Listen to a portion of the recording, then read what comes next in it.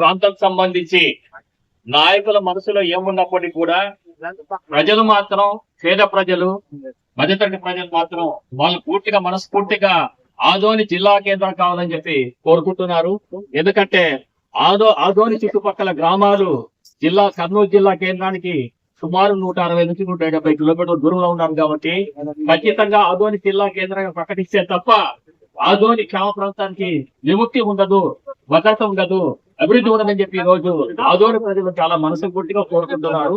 దీనికి సంబంధించి ఏంటంటే రాజకీయ పక్షాలకు సంబంధం లేకుండా రాజకీయ విభేదాల్ని పక్కన పెట్టి వాళ్ళ సిద్ధాంతాలని పక్కన పెట్టి మొత్తం కంప్లీట్ గా ఈ రోజు ఆదోని జిల్లా కేంద్రంగా ఏర్పాటు చేయడానికి అన్ని రాజకీయ పార్టీలు ప్రజా సంఘాలు కదిలి రావాల్సిన అవసరం ఉంది.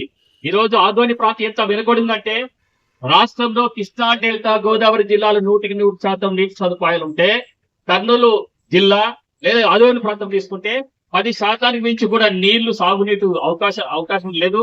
ఈ రోజు ఆదోని ప్రాంతానికి దగ్గరలో ఉన్న ఆస్పరి మండలంలో 38 గ్రామాలు ఉన్నాయి.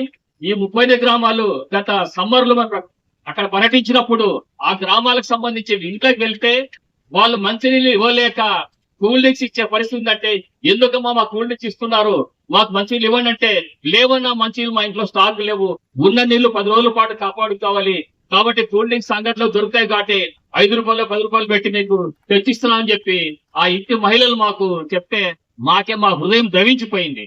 ఎందుకంటే ఈ రోజు 10 రోజులకు ఒకసారి 75 సంవత్సరాలు అయినప్పటికీ కూడా సంవత్సరం వచ్చి పక్కనే హంద్రీనివా కాలు పాడుతున్నా ఒక్కొక్క వేదవతి గురించి మాట్లాడుతున్నా ఆదోని ప్రాంత చుట్టుపక్కల గ్రామాలకు ఇప్పటి కూడా తాగునీటి వసతులు లేదంటే చాలా విచారకరమైన విషయం.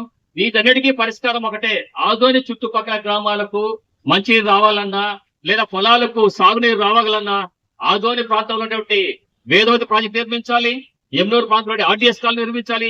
ఈ ఆర్టీఎస్ కుడి కాలువ వేదవతి నిర్మిస్తేనే అట్లా 11 జిల్లాలకు సంబంధించి పంటకాలు పిల్లకాలు నిర్మిస్తేనే ఆదోని ప్రాంతం ఖచ్చితంగా దుర్భిక్ష నుంచి బయటపడుతుంది.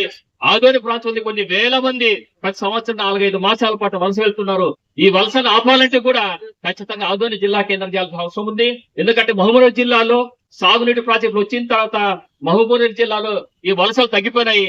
దాన్ని మనం ఆదర్శంగా తీసుకున్నా కూడా ఖచ్చితంగా ఆదోని ప్రాంతంలో సాగునీటి ప్రాజెక్టు రావాలన్నా తాగునీరు అన్ని గ్రామాలకు అందాలన్నా ఆలోచన ఖచ్చితంగా జిల్లా కేంద్రంగా ప్రకటించాల్సిన అవసరము ఈ రోజు రాజకీయ నాయకులకు ఉంది. రాజకీయ నాయకులకు అవసరం లేకపోవచ్చు. ఈ రోజు మన పేపర్లు తీసినా వీడియోలు తీసినా స్టార్ హోటల్ కడుతున్నాము, బీచ్ రిసార్ట్లు కడుతున్నాము. ఈ బీచ్ రిసార్ట్ ఎవరి కోసం, స్టార్ హోటల్ ఎవరి కోసం?